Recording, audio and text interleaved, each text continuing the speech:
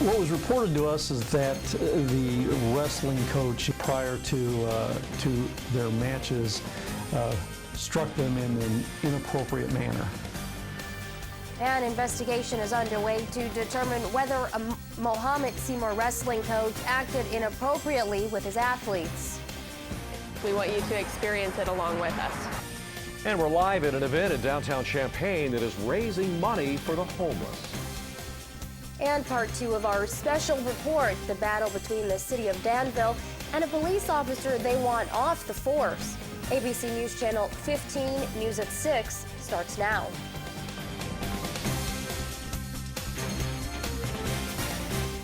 Good evening. Thanks for joining us. I'm Elitsa Bizios. And I'm Doug Quick. A Mohammed Seymour wrestling coach is fired, and now authorities are investigating reports of inappropriate behavior.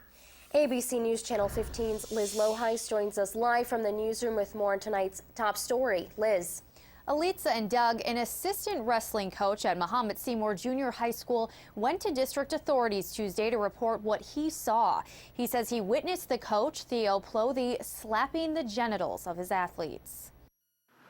Mohammed Seymour Junior High will be looking for a new wrestling coach after the current one was fired for allegedly touching the genitals of his athletes. What was reported to us is that the wrestling coach, in apparently an attempt to motivate his wrestlers prior to their matches, struck them in an inappropriate manner. Mohammed Police Chief Michael Lederer says the department was notified of the incidents after an assistant wrestling coach reported to district officials what he saw. We've learned that none of the contact, none of the reported incidents occurred here in Mohammed or even in Champaign County. They occurred while the kids were at a meet in Henry County, Illinois. Lederer says once both the police department and Illinois Department of Children and Family Services complete their investigation, they will forward the report to Henry County. The state's attorney there will decide whether to file criminal charges. Our investigator has spoken with a number of wrestlers and as well as the coaches that were involved. Mohammed Seymour School Superintendent Keith Oates did not want to talk on camera, but told me this over the phone. When we were informed of the incident, the police were contacted. He, meaning Plothy, has been suspended and will not return to the program. Now, we tried to obtain the former coach's contact information today, but was unable to do so. We do feel it's important to note Plothy was not a teacher at the school. He was employed there only as a coach. Doug, back to you. Thanks, Liz. We also asked the Mohammed Police Chief if Plothy denied the allegations, but because it is an ongoing investigation, he would not release any specifics from the interview with the former coach. With new coach Tim Beckman taking over Illini football, some are worried he'll cancel Camp Rantoul. Beckman is looking into other possibilities. Moving the camp out of Rantoul could have an economic impact. Rantoul Chamber Director Chris Kaler says the business camp Rantoul brings in is vital to the area, but he's hoping they'll still get a chance to show why their facilities are among the best. We understand that the coach is going to come to town. He's going to look at the facilities, meet some of the people in town, and we're going to put a full court press on him and really recruit him hard so that he sees the same thing that we do, and that is a nice facility that can complement what he's trying to do with the team. While the future of Camp Rantoul has yet to be decided, Kaler says they are and will always be an orange and blue town. Turning to weather, Doug, it's feeling like spring out there today. Boy, it certainly is. It's hard to believe here we're the first part of February, really coming out of the so-called dead of winter, and we're looking at temperatures well up into the 50s. It was another fairly warm day across the area, but clouds have been on the increase, and here's the reason why. We're watching a storm system make its way up into east central Illinois. Now, not a lot of this is hitting the ground quite yet, but it certainly will be during the overnight, and by midnight we expect to see at least some light rain showers begin here in east central Illinois and west central Indiana. It could hang around for a while tomorrow. 49 currently at Willard, winds out of the east-northeast at around 13 miles an hour. Meanwhile in Danville, 47 degrees there with calm conditions. Now for the day tomorrow, pretty much a washout earlier in the day. We'll see light rain showers and Perhaps some drizzle late Saturday afternoon, but by Sunday we'll be back into the sunshine. We'll check it all out. Storm Team 15 weekend forecast is coming up. Elitsa, back to you. Thanks, Doug. Another day with highs in the 50s is welcome for construction workers and for the Unit 4 school district. It helps put their minds at ease. The new Carrie Busey School in Savoy is on budget and on time, all thanks to the mild winter weather. School officials report they are thrilled, of course, with the progress, especially since the roof is already on the new school. So if Old Man Winter does finally show his face, workers can move inside, but that's not all. That's ahead of schedule. The masonry is going up right now. Ordinarily in cold January, we'd have to tent all of that, and it just slows down the process. So as you can see, they're making a lot of quick progress on that. If the construction continues to stay on track, students could attend class in the new school by August. On any given night, there are more than 500 homeless people in Champaign County, according to the CU at Home Reps. Now tonight, an event called One Winter Night aims to raise money and awareness for the homelessness in our community. ABC News Channel 15's James Fillmore joins us live from the event in downtown Champaign with more. James. Doug, Elitsa, there is a lot of activity going on here in downtown Champaign. In all, there are 26 people participating in One Winter Night. One of them is Fighting Illini quarterback Nathan Shielhouse, who joins us live now. Thank you so much for joining us. Definitely. Good to be with you guys. So tell me, why did you want to participate in this event? Why is it something that's important to you? You know, obviously the big thing this event is doing is raising awareness for the homeless, and that's a big problem in Champaign and in several areas in the country. And, you know, if it was something that I could help out, I could help get people off the streets, you know, I was all about it.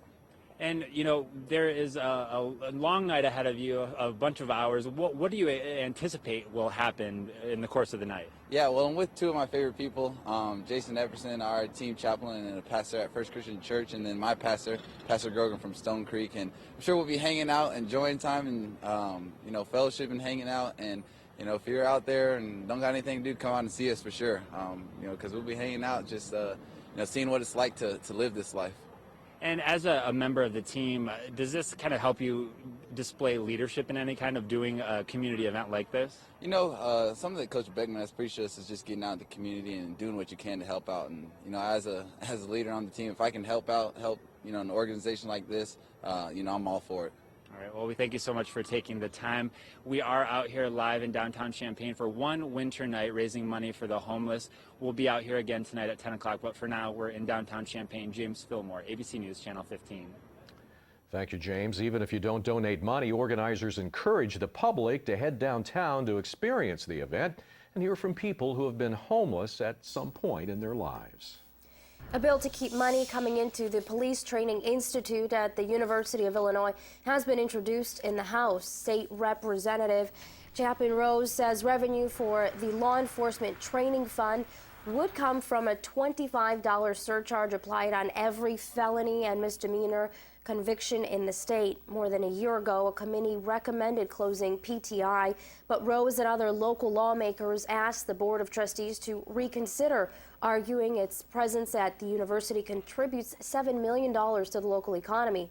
PTI Associate Director Mike Lederer says he's encouraged by all of the support they've gotten. I mean, the phone's been ringing off the hook ever since, you know, the announcement was made that PTI may close. You know, we have our client agencies calling and asking, what can we do to keep you open so that we can continue to send our officers to PTI, because that's the academy we prefer. Schlosser adds the goal is not to just keep PTI open, it's to make it the best police training institute in the country. He's working on a couple of new programs, one being a program that will better prepare police recruits for success in ethnically diverse communities. Another program is to help families of recruits deal with the stress of police work. Coming up, part 2 of our special report, a Danville police officer battles the city for his badge. And final preparations are underway for Super Bowl 46. We'll head to Indianapolis and hear from Commissioner Roger Goodell on Urbana businessman Shad Khan. That's still ahead in sports.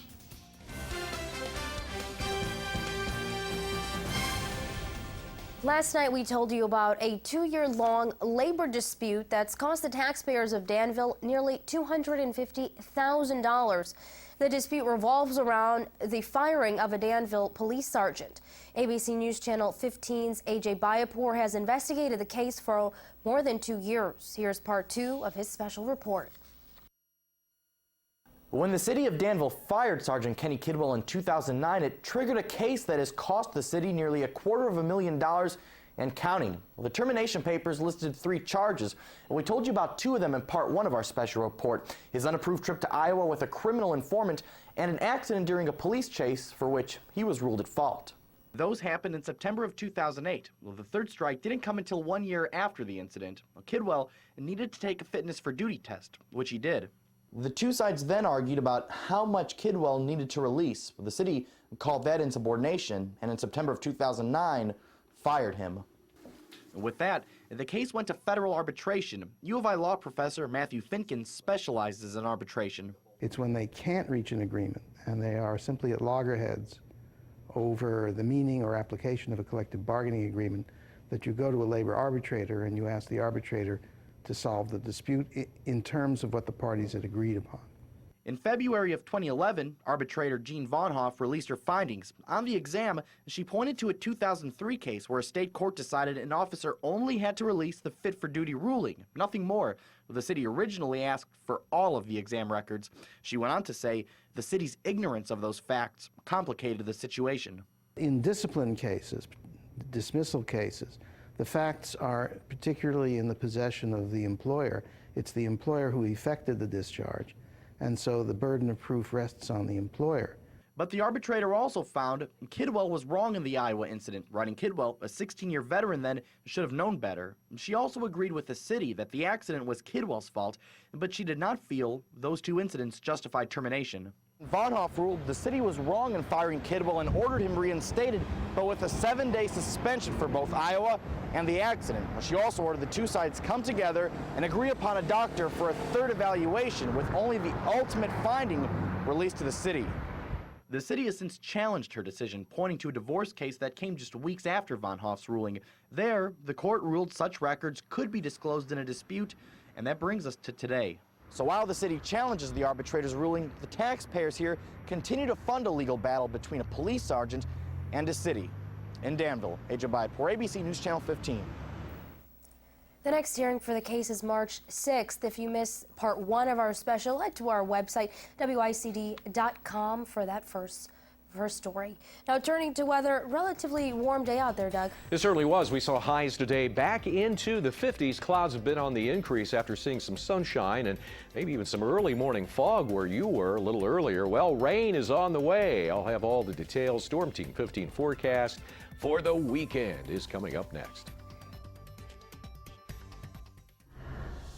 And welcome back to ABC News Channel 15, Sullivan Park Hill. Oh, by the way, welcome to the Friday and the weekend. How about that? Well, how about the weather? This is what we were looking at earlier today, and seeing a few breaks in those clouds. We did see enough sunshine help warm us up well into the 50s once again today. Not bad for the first part of February. In fact, we saw a high at Willard at 54 degrees, 32 degrees the early morning low, even seeing some early morning patchy fog. Saw a little bit of that on the way home last night, ground fog for the most part, but that burned off through the morning hours. Now we're awaiting our next storm system that's going to be bringing some rain into the area, and certainly has brought us clouds throughout much of the afternoon.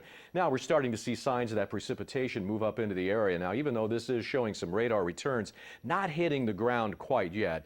Not until you get down into the St. Louis area, areas to the extreme south, or Carbondale, seeing some light rain showers, but that's been about it so far. But you can follow along by going to our website, WICD15.com, and click on Interactive Radar. You may see a scene that looks something like this. This is where some of the heaviest activity is occurring, from the Quincy area almost over into the Jacksonville area, certainly around Pittsfield, seeing some heavier rain showers there right along the Mississippi River Valley. Now, a lot of this not hitting the ground quite yet. Matt Toon's not reporting any showers at the present time, even though we are seeing radar returns. Not until you get down to extreme southwestern sections of the state are we actually seeing anything, any reports of at least a light shower or some drizzle. 49 degrees currently in Champaign after seeing highs today in the mid-50s. 42 in Watseka, 45 degrees in Paxton, 48 in Paris, 50 degrees in the Mattoon, Charleston area, 47 in Danville, 45 in Hoopeston, 47 also in Rantoul, 48 degrees over in the Monticello area. Not bad for this time of year, but here's the troublemaker. It's a storm system. You can see just how far back it goes, well down into Texas, Oklahoma, through the Kansas City, southwest Missouri area, all the way up into the Quincy. This is where we're seeing some of the heaviest activity, Keokuk, Iowa, even up north around the Dubuque area, seeing a little bit of precipitation. They were looking at a wintry mix a little earlier this afternoon, but that entire system will continue to push to the east-northeast over the next day or so. Good news is it will weaken, but not without bringing our area perhaps a half an inch to an inch of rainfall. We're not expecting to see snow out of that, even though across northern Illinois, Chicagoland area over into Fort Wayne could be looking at a few snow showers mixed in with that. This system will weaken as it pushes off to the east, bringing in high pressure and clearing conditions for Sunday. We do expect to see some sunshine as we finish out the weekend, but for Saturday it looks rather messy. It's going to be a wet start to the weekend. 38 degrees for the overnight tonight with clouds and that rain likely starting to kick in around midnight or so. 42 for a high tomorrow, and with rainy, drizzly, or light showers tomorrow. Don't forget, drive with your headlights on so other people can see you. 42 will be the high. 42 also expected for Sunday. Mid-40s on Monday, a little more sunshine there. We might see mostly cloudy skies for Tuesday and Wednesday. Good news is, though, those temperatures remain well above average readings for the next 7 days. In fact, even looking ahead 8 to 14 days out, it's still calling for temperatures to be slightly above average during the period with less than average amounts of precipitation. Well, there you go. That's Some a good good thing news. here in Illinois. Hopefully we'll be able to keep this going for at least mid-April. That would be nice. There you go. And then maybe we'll see a real spring here in the Maybe. Midwest. We'll keep our Who fingers knows? crossed. Absolutely. Illinois basketball is coming off their second win over a top 10 team this season, but can the Illini avoid another letdown? We'll hear from Bruce Weber next in sports. Welcome back. Illinois basketball returned to the practice courts this afternoon in preparation for Sunday's matchup at Northwestern. ABC News Channel 15's Mike Lederer joins us with more. Mike, what's the deal? Well, the Illini, they're on the upswing following the big win over 10th-ranked Michigan State. It's the second victory over a top 10 team this season, and the Illini are looking to prevent the letdown that plagued them following their win over Ohio State. Bruce Weber's hopeful that his team will avoid a losing streak and show some maturity starting on Sunday. Maturity game number 2. And you know, this is just, you know, Groundhog Day from after Ohio State. You had a top 10 win. You know, that time we had 9 days off, but we did not respond very well at Penn State, and our immaturity cost us there. And you still could have won the game, but we didn't. And now, you know, how do our guys respond? Do we keep playing this hard? Do we keep defending, and just hope some shots will start going in? And Illinois' next opponent, Northwestern, a team the Illini held on to beat in Evanston last month. Bruce Weber's hoping his team shows maturity in avoiding a loss to a team near the bottom of the Big Ten standings. But how are the players approaching Sunday's matchup against the Wildcats? You know, we look at the film against Michigan State. You know, we played hard. You know, it's an ugly game, but we won, and we found a way to win at the end. So we're trying to capitalize on that. You know, coming to practice, we got better yesterday. We really got after it. You know, today is going to be another day getting ready for Northwestern. So, you know, it's just like he said, it's going to be another maturity game, character game, and we got to fight it out through all 40 minutes. We just have to, you know, keep getting better in practice. You can't take no steps back. We lost a few games, and we took steps back. You know, we came out the Minnesota game, played hard. We did the same thing versus Michigan State. We got to do the same thing on Sunday versus Northwestern. And final preparations are underway for Super Bowl 46. Both the Giants and Patriots are getting set for Sunday's game. And at his State of the League address earlier on Friday, Commissioner Roger Goodell took time to praise Urbana businessman and new Jacksonville Jaguars owner Shad Khan. We're thrilled to have Shad Khan as the owner of the Jacksonville Jaguars. He has tremendous insight from a business perspective, from an international perspective, and he has the passion of NFL football in his blood. He loves the game. And that's a great thing for us as a league. And it's what makes our league successful. Our ownership has demonstrated repeatedly over its history that they make good decisions for the league. Giants and Patriots kick off just 2 days away, and make sure to tune in tonight at 10 for Fast Break 15. We'll be back after the break. Well, we're watching that rain starting to move into central Illinois, right along the I-72 corridor there from Quincy over to pretty close to Jacksonville, seeing some heavy rain there. A lot of that's not hitting the ground quite yet here in east central Illinois, but it soon will be, especially by midnight tonight. Rain will continue tomorrow. 42 will be the high, 42 on Sunday. Be sure and go to our website to stay updated with the weather and interactive radar at WICD15.com, and join us tonight at 10 for the latest. See you then. Have a good one.